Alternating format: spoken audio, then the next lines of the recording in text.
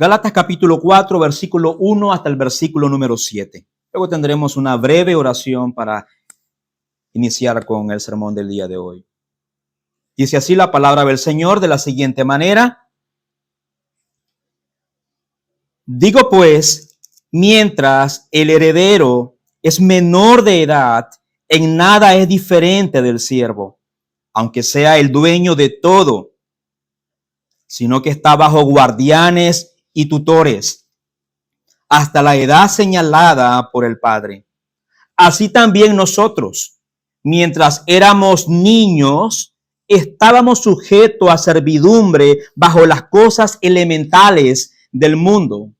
Pero cuando vino la plenitud del tiempo, Dios envió a su Hijo nacido de mujer, nacido bajo la ley, a fin de que redimiera a los que estaban bajo la ley, para que recibiéramos la adopción de hijos. Y porque ustedes son hijos, Dios ha enviado el Espíritu de su Hijo a nuestros corazones, clamando, Abba, Padre. Versículo 7. Por tanto, ya no eres siervo, sino hijo. Y sí, hijo, también heredero por medio de Dios. Esta es la palabra del Señor. Tengamos una breve oración y luego iniciamos con la predicación del día de hoy, amados hermanos.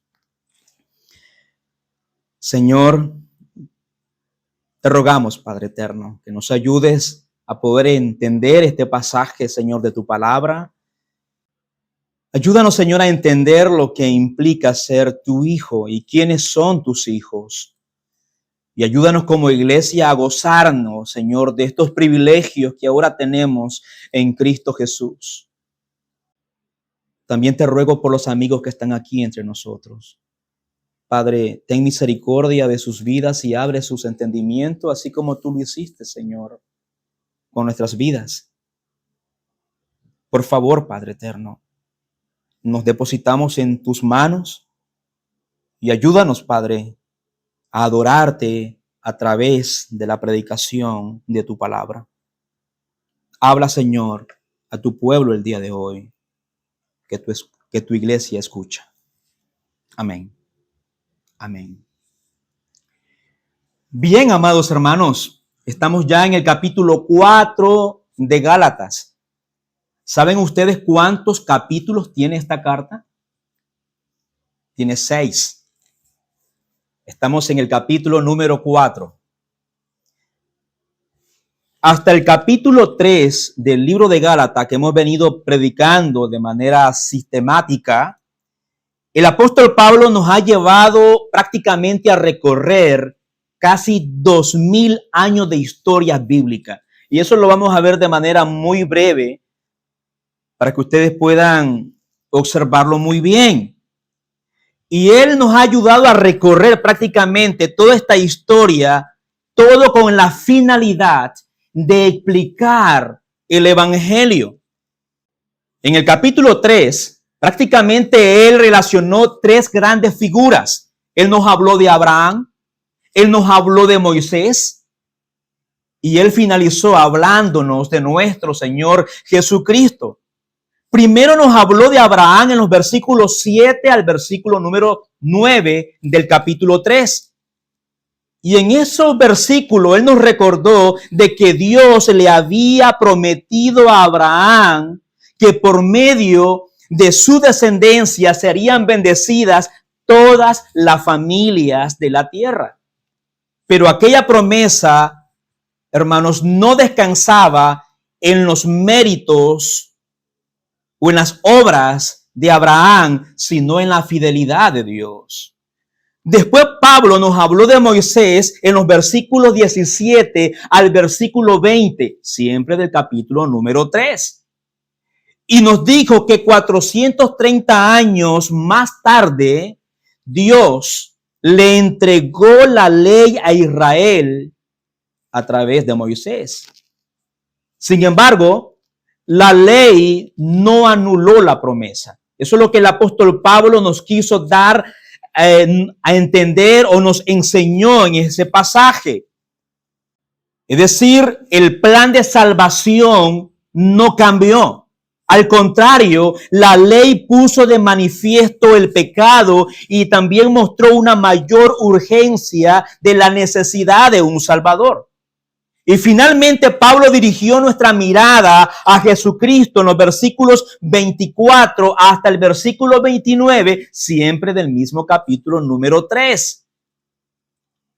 Y nos señala y nos dice que Jesucristo es la descendencia prometida a Abraham. En Cristo se cumple la promesa, la bendición y la esperanza anunciada desde el principio. Por eso, quienes pertenecen a Cristo son descendientes de Abraham y herederos conforme a la promesa que Dios hizo. Ahora bien, amados hermanos, en los sermones anteriores, siempre estudiando el capítulo 3, hicimos una pregunta muy importante. Si la promesa ya había sido dada, ¿para qué fue añadida la ley? ¿Recuerdan ustedes? Que eso preguntamos en uno de los sermones. Si la promesa ya había sido dada, ¿para qué fue añadida la ley? Y vimos que la ley moral, es santa, es buena, es justa, nos dice la palabra del Señor en el libro de Romanos, capítulo 7, versículo número 12. Y que la ley moral de Dios refleja el carácter santo de nuestro Señor. Revela su voluntad. Y precisamente porque Dios es santo, su ley exige una obediencia perfecta. No admite rebajas, no acepta excusa y no puede llamar al transgresor justo. La ley no puede hacer eso. La ley no puede llamar al transgresor justo. ¿Por qué? Porque la ley nunca fue dada para dar vida al pecador. La ley puede señalar, mostrar nuestro pecado, pero no puede quitar el pecado. La ley te muestra, te enseña, te enrostra tu pecaminosidad, pero no puede quitar esa mancha negra del pecado. La ley puede declarar tu culpabilidad, pero no puede justificarte. La ley puede mostrarnos nuestra necesidad de un Salvador, pero no puede convertirnos, hermanos, en creyentes. No puede convertirnos en hijos de Dios. La ley no puede convertirse en nuestro Salvador. Dicho de otra manera, la ley fue nuestro guardián. La ley fue una especie de guardián, no nuestro redentor. Fue un maestro que nos condujo a Cristo, no el camino por el cual nosotros pudiéramos ser salvos. Pero aquí debemos de tener mucho cuidado en este punto, específicamente, porque la llegada de Cristo no significa que en el Antiguo Testamento las personas fueran salvas por sus obras y que hasta ahora nosotros somos salvos por la gracia. No, la Biblia no enseña eso. La Biblia no presenta dos caminos de salvación. Solamente hay un camino, hermanos. La salvación siempre ha sido por gracia, mediante la fe y sobre el único fundamento de la obra de nuestro Señor Jesucristo. Hermanos, antes de la venida de Jesús, es decir, los creyentes del Antiguo Testamento, ellos confiaban en la promesa de Dios acerca de un Salvador que vendría. Ellos confiaban por fe en esa promesa, que un día vendría el Mesías, que un día vendría el Salvador. Pero ahora tú y yo, por la gracia del Señor, nosotros confiamos en ese Salvador que ya vino, murió, resucitó, ascendió y que regresará por su pueblo, refiriéndome a la iglesia del Señor. En el Antiguo Testamento las personas confiaban en la promesa y nosotros ahora, hermanos, contemplamos el cumplimiento de esa promesa porque el descendiente llegó nuestro Señor Jesucristo. Pero tanto ellos como nosotros somos salvos por la misma gracia y mediante la fe en nuestro Salvador. Ahora, hermanos, esta introducción que he hecho no es solamente una especie de recorrido por la historia bíblica, también es nuestra historia. Sí, esta historia nos muestra quiénes éramos antes sin Cristo y quiénes somos ahora con Cristo. Antes de venir a Cristo, nosotros no éramos hijos de Dios. En ese sentido salvador y adoptivo, que ya vamos a ver ese término. Éramos, como dice la palabra del Señor, hijo de iras. Hijo de ira. Eso nos enseña Efesios capítulo 2, el versículo número 3. Yo no lo voy a leer, pero usted lo puede leer. Eso es lo que nos dice aquí el apóstol Pablo en ese versículo del capítulo 2 de Efesios. Nosotros éramos hijos de ira. Antes, hermanos, de venir a Cristo, habíamos quebrantado la ley de Dios y permanecíamos bajo su justa condenación. Juan capítulo 3, versículo 36 lo expresa de la siguiente manera. Escucha muy bien, amado hermano y amigo que está aquí entre nosotros. Escucha detenidamente lo que dice la palabra de Dios. El que cree en el Hijo, ¿qué tiene? El que cree en el Hijo tiene vida eterna, pero el que no obedece al Hijo no verá la vida, sino que, ¿qué dice tu Biblia? Sino que la ira de Dios permanece sobre él. Hermanos y amigos, observe el texto. El texto no dice que la ira de Dios algún día llegará sobre el incrédulo, sobre aquellos que rechazan a Cristo. No. Nuestro texto dice que la ira de Dios permanece sobre él o sobre ellos. Mientras una persona está fuera de Cristo, permanece bajo la justa condenación de Dios. Pero aquí es donde resplandece la gloria del evangelio de nuestro Señor Jesucristo. Porque cuando un pecador se arrepiente y deposita su confianza, es decir, deposita su fe en la obra de nuestro Señor Jesucristo, la ira de Dios no desaparece sin que se haga justicia. Tiene que haber justicia. Entonces, ¿qué fue lo que pasó? Es que la ira de Dios Padre ya cayó sobre Cristo en la cruz del Calvario. Él te sustituyó en la cruz del Calvario. El Hijo, la segunda persona de la Trinidad, quien recibió voluntariamente la condenación que merecíamos nosotros. Él fue quien recibió en la cruz del Calvario nuestro infierno, nuestra condenación, lo que tú y yo merecíamos por nuestros pecados, por ser transgresores de los mandamientos o de la ley del Señor. Para que todos los que creen en Él, para que todos los que crean en Él, reciban el perdón de su pecado, sean justificados y tengan vida eterna. Amado amigo, es mis oraciones que estas expresiones lleguen a tu corazón.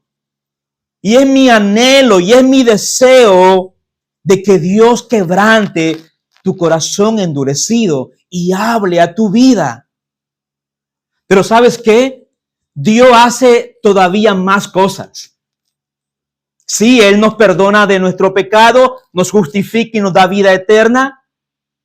Pero Dios no solamente perdona al pecador, no solamente cancela su deuda, no solamente nos libra de la condenación eterna, separado de Dios por una eternidad en el infierno, sino que Dios nos recibe en su familia y nos adopta como sus hijos. Eso es lo que nos dice la palabra del Señor. Y eso fue prácticamente lo que nosotros leímos en los primeros 7 versículos de este capítulo 4 de esta carta de Pablo a los Gálatas. Él nos recibe en su familia y nos adopta como sus hijos. Esa es la maravillosa noticia, hermano, del Evangelio. Esa es la maravilla de la salvación. Y es mi deseo, es mi anhelo y son nuestras oraciones como iglesia de que tú, mi amado amigo, puedas recibir este regalo, este don del Señor. El juez que nos declara justo es también el Padre que nos recibe en su casa con sus brazos abiertos. Nuestro Señor Jesucristo es el Hijo eterno de Dios por naturaleza y nosotros llegamos a ser hijos de Dios por adopción, no porque nosotros lo merezcamos. Sin embargo, al estar unido a Cristo, también llegamos a ser coherederos con Él, nos dice nuestro pasaje del día de hoy. Con este trasfondo, veamos los primeros versículos de nuestro pasaje del día de hoy, los primeros 7 versículos de este capítulo 4. En los versículos 1 al versículo número 3, Pablo describe nuestra antigua condición, que éramos esclavos del pecado y estábamos bajo la condenación de la ley. Luego, en los versículos 4 y 5 de nuestro capítulo, Pablo anuncia la venida del Hijo para redimirnos. Y finalmente, en los versículos 6 y 7 de nuestro capítulo 4, nos dicen que Dios envió a nuestros corazones. ¿Qué fue lo que Dios envió a los corazones de los creyentes? El Espíritu de su Hijo, quien nos asegura que ya no somos esclavos, sino hijos y herederos de Dios.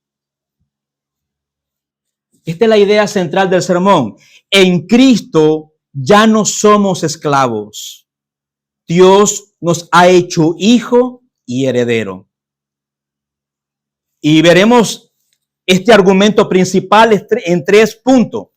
1. Recuerda, querido hermano, que la esclavitud quedó atrás. Versículo 1 al 3.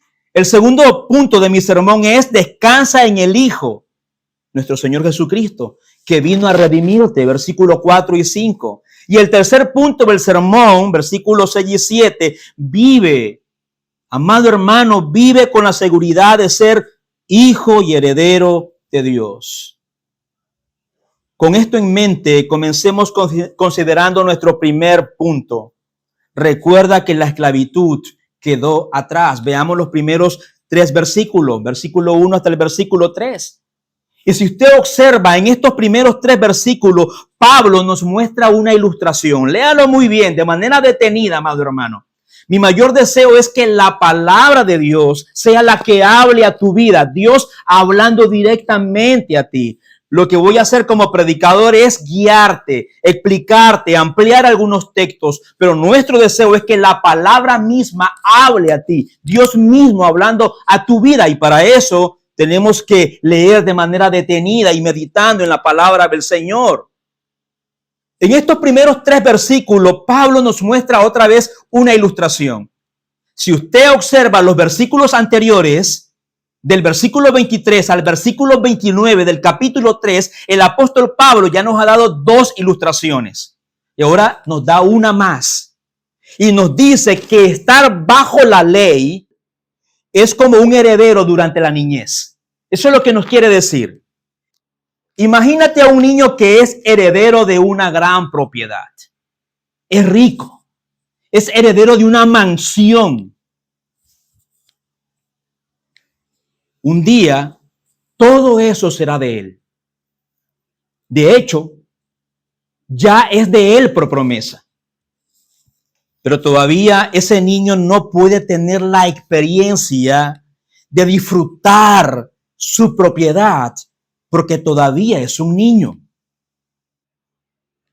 Este niño, aunque es el señor de toda la propiedad por título, sin embargo, este niño no es mejor que su esclavo, porque ha sido puesto este niño bajo tutores y administradores. Eso es lo que nos dice la palabra del Señor en esos primeros versículos. Estas personas, estos tutores y administradores actúan como controladores de la persona de este niño y también de sus propiedades. Estos tutores le dan órdenes a este niño, lo dirigen, lo disciplinan, lo corrigen.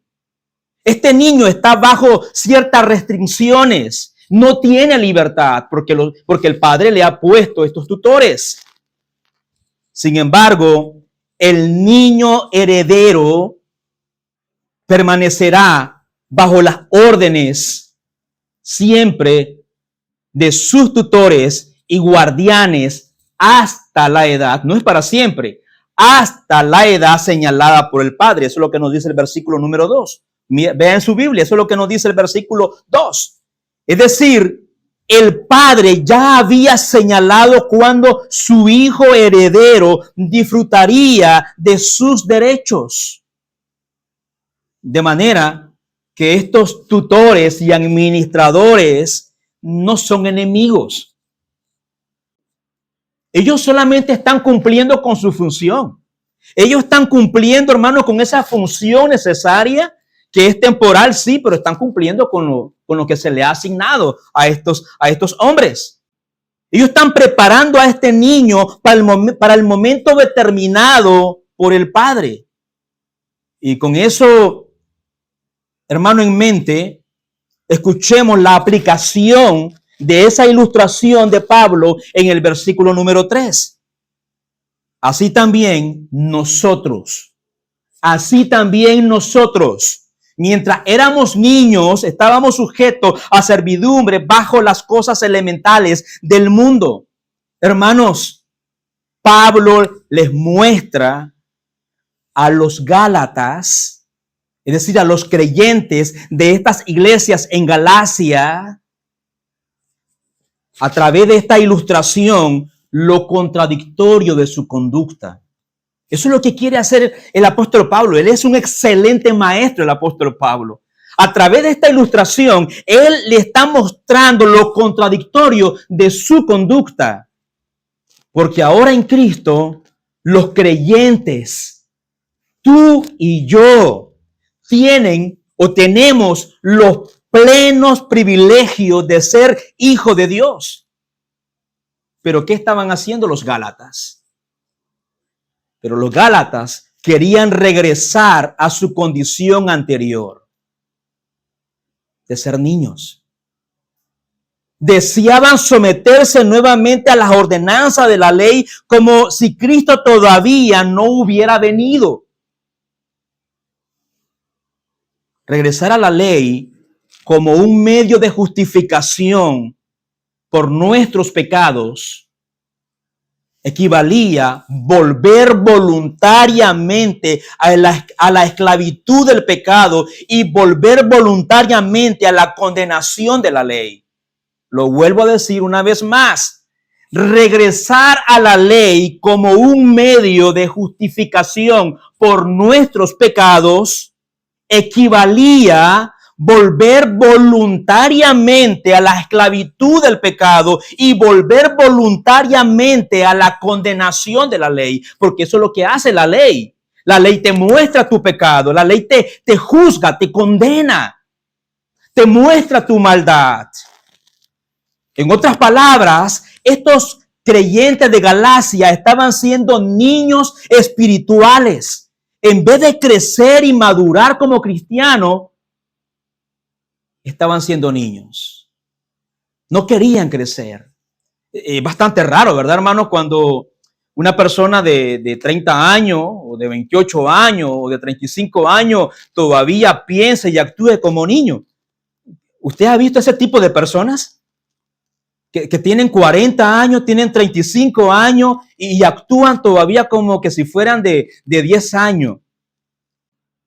Y bueno, lo primero que te viene a la mente que es, esta persona tiene problemas, tiene ciertos problemas mentales, que todavía actúa y hace cosas de niño. Bueno, de vez en cuando dicen algunos que te sale tu niño interior, pero querer permanecer así siempre.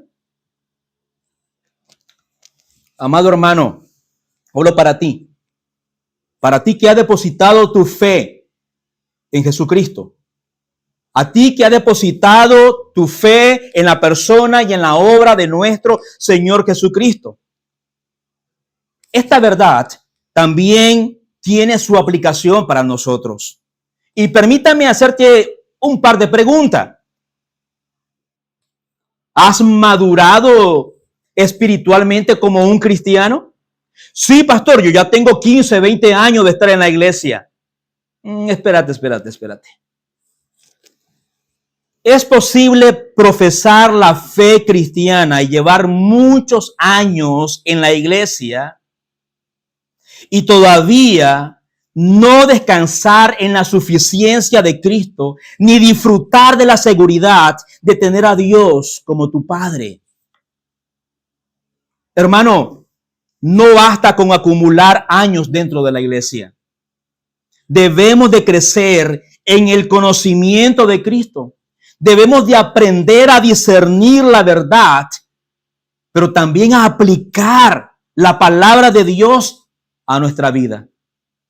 La madurez no se mide solamente por cuánto tiempo llevamos siendo creyente, sino por cuánto hemos aprendido a confiar, a obedecer y a parecernos a nuestro Salvador. El segundo punto de nuestro sermón tiene que ver con eso. Tiene que ver con nuestra condición con Cristo. Descansa en el Hijo que vino a redimirte. Versículo 4 al versículo 5. Veamos esa condición que ahora tenemos en Cristo. Y si la tienes presente, descansa en el Señor, porque Él ya vino a redimirte. Así que lea conmigo el versículo 4. Pero cuando vino la plenitud del tiempo, Dios envió a su Hijo, nacido de mujer, nacido bajo la ley. Cristo vino exactamente en el momento preciso, le dice Pablo a los Gálatas. El hombre estuvo bajo la esclavitud de la ley, dicen algunos estudiosos en las Escrituras, unos 1300 años. Sí, fue un largo momento, fue un largo y arduo tiempo. Sin embargo, esa etapa no duró para siempre. Dios, el Padre, había señalado el día en que los herederos serían liberados de sus tutores. Siempre hablando de la ilustración de Pablo en estos versículos, para que fueran liberados de sus tutores y entraran en el pleno disfrute de esta promesa. Y gloria al Señor, finalmente llegó la plenitud del tiempo. La palabra del Señor nos dice en Marcos capítulo 1, en el versículo 15, lo siguiente. Aquí Marcos emplea una expresión semejante a la de Pablo y nos dice, en Marcos 1:15, el tiempo se ha cumplido, decía, y el reino de Dios se ha acercado. El tiempo se ha cumplido. Él vino, decía, y el reino de Dios se ha acercado. Entonces, arrepiéntanse y crean en el Evangelio. Amado hermano y amigo, Cristo no llegó antes ni después de lo determinado. Cristo llegó exactamente cuando el Padre lo había establecido. En los versículos 4 y 5, Pablo menciona dos cosas y les pido que leamos una vez más el versículo 4 y el versículo 5 y dice así, cuando vino la plenitud del tiempo, Dios envió a su Hijo, es decir, nuestro Señor Jesucristo, nacido de mujer, nacido bajo la ley, a fin de que redimiera, quédate con esa palabra, a fin de que redimiera a los que estaban, ¿dónde? A los que estaban bajo la ley, para que recibiéramos, ¿qué? Para que recibiéramos la adopción de hijos. Una vez más, hermano, Pero cuando vino la plenitud del tiempo, es decir, Dios envió a su Hijo, nacido de mujer, nacido bajo la ley, a fin de que redimiera a los que estaban bajo la ley, para que recibiéramos la adopción de hijos.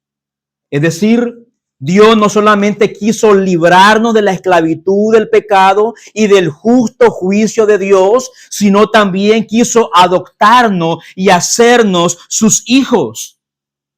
Amados hermanos, cada expresión de este pasaje revela que Cristo, nuestro Señor Jesucristo, estaba perfectamente capacitado para redimirnos de nuestros pecados. Si usted me sigue, en este pasaje, en primer lugar nos dice que Dios envió a su Hijo. El Padre envió a quien ya estaba con Él. Él envió. ¿Qué quiere decir esto?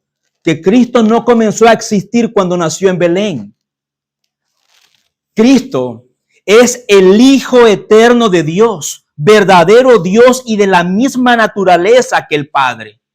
En segundo lugar, nuestro texto nos dice que fue nacido de mujer. Es decir, el Hijo eterno asumió una humanidad verdadera.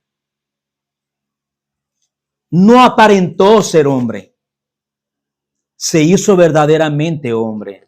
Tomó nuestra naturaleza para representarnos y ocupar nuestro lugar en la cruz del Calvario. También esta expresión nacido de mujer señala ese cumplimiento de Génesis capítulo 3, versículo número 15. La simiente de la mujer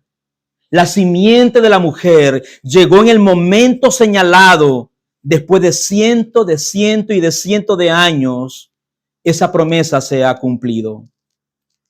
En tercer lugar, nuestro texto nos dice nacido bajo la ley. ¿Y qué quiere decir eso?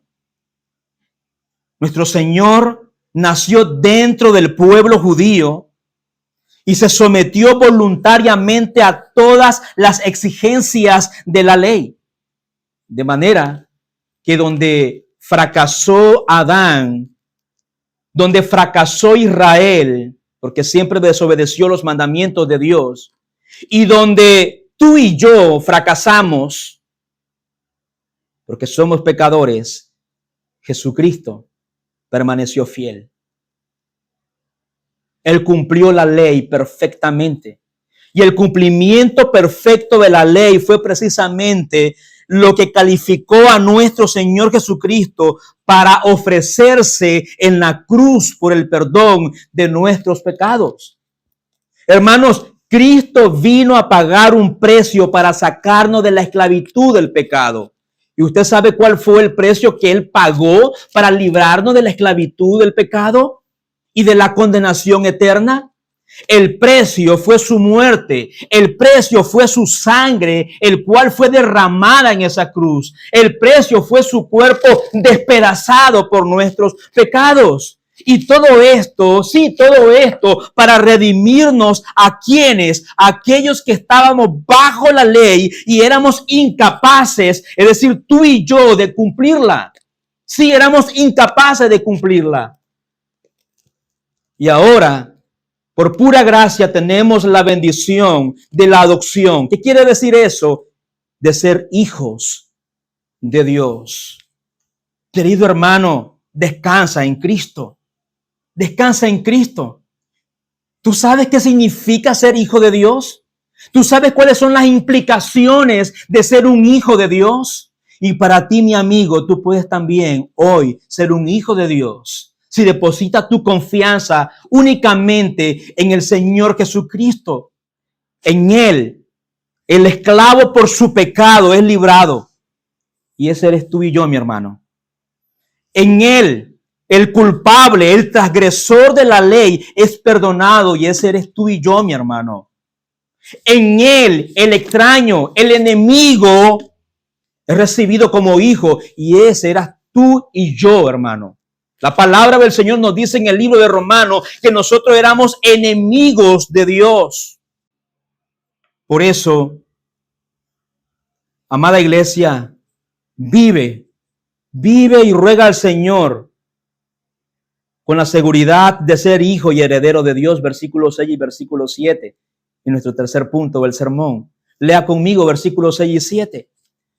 Y porque ustedes son hijos, Dios ha enviado el Espíritu de su Hijo a nuestros corazones, clamando, Abba, Padre. ¿Lo quieres leer una vez más para que el Señor, hermano, mi deseo es que te muestre esto, que hable a tu corazón? Y porque ustedes son hijos, es decir, aquellos que han depositado la fe en Él, Dios ha enviado el Espíritu Santo, es el Espíritu de su Hijo, a nuestros corazones, clamando, Abba, Padre. Versículo 7, por tanto ya no eres siervo, sino hijo, y si hijo, también heredero por medio de Dios. El versículo 6 nos dice que Dios envió la tercera persona de la Trinidad y la puso dentro de ti. Amado hermano, la puso dentro de sus hijos, es decir, en los creyentes. Créelo, hermano, créelo. Esto es real. Esto no es una fantasía. Esto no es una leyenda. Esto es la palabra de Dios. Y como predicadores nos esforzamos por explicarte de manera clara y segura la palabra del Señor. Esto es real. Esto es real lo que pasa en la vida del creyente. La Santa Trinidad determinó darnos al Consolador, el Espíritu Santo, el cual, escucha muy bien, el cual tiene la misma naturaleza, esencia, dignidad y poder que el Padre y que el Hijo. En otras palabras, las tres personas de la Trinidad actuaron unidas para llevarnos de la esclavitud hasta hacernos hijos de Dios. Por lo tanto, si eres un hijo de Dios, si eres creyente, el Espíritu Santo mora en ti y eres guiado por Él. Eso nos dice la palabra del Señor, que eres guiado por Él. Mira lo que dice Romanos capítulo 8, versículo 14. Lee conmigo. Porque todos los que son guiados por el Espíritu de Dios, los tales son hijos de Dios. Pero ¿qué significa ser guiado por el Espíritu Santo? El texto nos dice, porque todos los que son guiados por el Espíritu de Dios, bueno, estos o los tales son hijos de Dios. Mi pregunta es, ¿tú eres guiado por el Espíritu Santo? ¿Qué significa ser guiado por el Espíritu Santo? Bueno, ser guiado por el Espíritu Santo, en primer lugar, quiero decirte algo, no consiste en impresiones descontroladas, como en algunos lugares se dice que tienen el Espíritu Santo y comienzan a actuar de manera descontrolada y a bailar como si fueran un trompo, a caer, a balbucear. Incluso he visto videos que incluso hasta comienzan a dar vuelta y pasan llevándose a todo el mundo y Raimundo. Y a decir un montón de palabras descontroladas. Ser guiado por el Espíritu Santo significa vivir bajo su gobierno, vivir bajo el señorío de Dios. El Espíritu Santo nos fue dado para hacer morir las obras de la carne. El Espíritu Santo nos capacita para vivir de acuerdo a nuestra nueva identidad. ¿Y cuál es tu nueva identidad? Somos hijos de Dios. Somos hijos de Dios. Y por eso debemos de preguntarnos, amado hermano, ¿está formando el Espíritu Santo en ti amor, gozo, paz, paciencia, dominio propio? Eso lo vamos a ver más adelante. Eso nos dice la misma carta de Gálatas en el capítulo 5. Pero mi pregunta es, ¿está formando el Espíritu Santo en ti amor, gozo, paz, paciencia, dominio propio? El Espíritu Santo te mueve a confesar tus pecados y buscar la santidad de Dios. Pero es importante tener presente que esta manifestación del Espíritu Santo, este fruto del Espíritu Santo, no es lo que compra nuestra adopción, sino que evidencia que el Espíritu de Dios vive en nosotros. Amado hermano y amigo, si tú eres un hijo de Dios, el Señor quiere que vivas de acuerdo con tu condición de hijo y que tú experimentes la libertad del pecado y del temor. Lee conmigo, por favor, Romanos capítulo 8, versículo 15 al versículo 17. Mira lo que dice, Romanos 15 al versículo 17. Pues ustedes, ¿a quiénes se está refiriendo Pablo? A los creyentes. Pues ustedes no han recibido un espíritu de esclavitud para volver otra vez ¿a qué? Al temor, sino que han recibido un espíritu ¿qué? ¿De qué? De adopción como hijos, por el cual clamamos Abba Padre, lo que dice Gálatas, versículo 16. El espíritu mismo da testimonio a nuestro espíritu de que somos hijos de Dios. Y si somos hijos, somos también ¿qué? Herederos, herederos de Dios y coherederos con Cristo, si en verdad padecemos con Él, a fin de que también seamos glorificados con Él. Y finalmente, el versículo 7 de nuestro pasaje, es decir, de nuestro capítulo 4, nos dice, por tanto, ya no eres siervo, sino que por gracia, por puro amor de Dios. Ahora, ¿quién eres tú? Hijo. Y sí, hijo, otra vez para enfatizar, y sí, hijo, también heredero por medio de Dios. ¿Qué movió al Dios 3 veces santo entregar la vida de su hijo para ir a buscar hijos ilegítimos? Es decir, tú y yo. ¿Qué movió al Dios santo entregar la vida de su hijo para ir a buscar hijos ilegítimos, hijos de ira, cuando nosotros no queríamos saber nada de él? Esa era nuestra realidad. Nosotros no queríamos saber nada de él. Cuando nosotros éramos rebeldes y constantemente violábamos los mandamientos del Señor. Y cuando nosotros éramos sus enemigos. ¿Qué movió a ese Padre Santo, nuestro Creador y nuestro Redentor, a entregar la vida de su único Hijo para que rebeldes como tú y yo llegáramos a ser hijos adoptivos? Lee conmigo Primera de Juan capítulo 3 versículo 1. Mira lo que dice la palabra de Dios. Primera de Juan capítulo 3 versículo 1. Miren cuán gran amor nos ha otorgado el Padre, que seamos llamados hijos de Dios, y eso somos. Por eso el mundo no nos conoce, porque no le conoció a Él. Esto fue lo que movió a nuestro Padre Celestial, su amor. En este versículo es como que si Juan nos dijera, miren por favor, miren este amor. Es un amor que tú no puedes encontrar en ningún lugar en este planeta Tierra.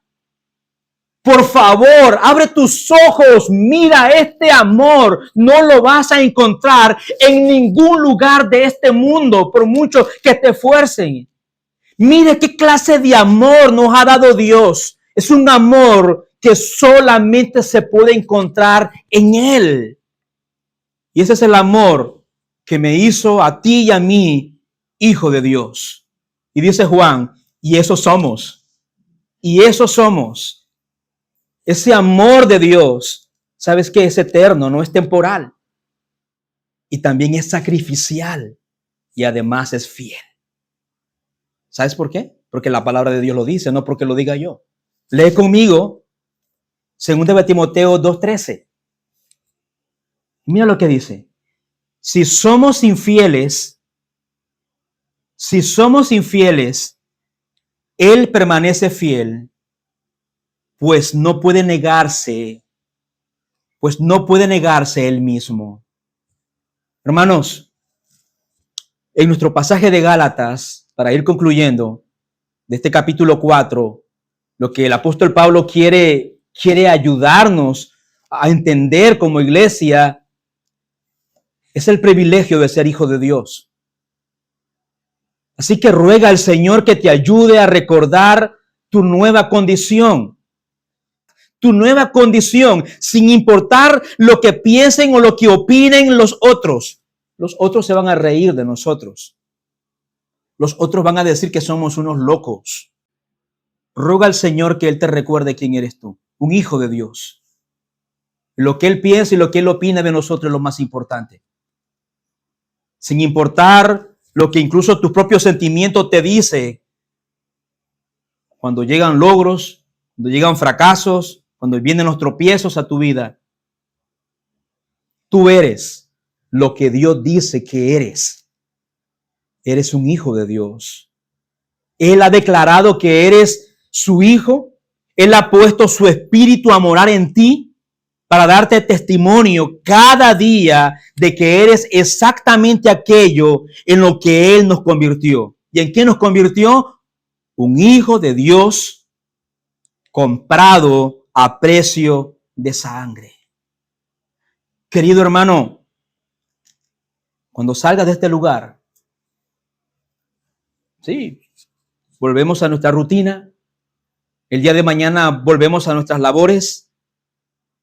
Pero ¿sabes qué? Ruega al Señor que cuando salgas de este lugar, querido hermano, que tú puedas vivir de acuerdo con lo que tú eres. Para finalizar, yo quiero leer 1 de Pedro 2:9 para recordarte lo que tú eres. Sí, eres un hijo de Dios, pero mira lo que dice la palabra del Señor en 1 de Pedro 2:9. Pero ustedes son linaje escogido, real sacerdocio, nación santa, pueblo adquirido para posesión de Dios, a fin de que anuncien las virtudes de aquel que los llamó de las tinieblas a su luz admirable. Dios les bendiga.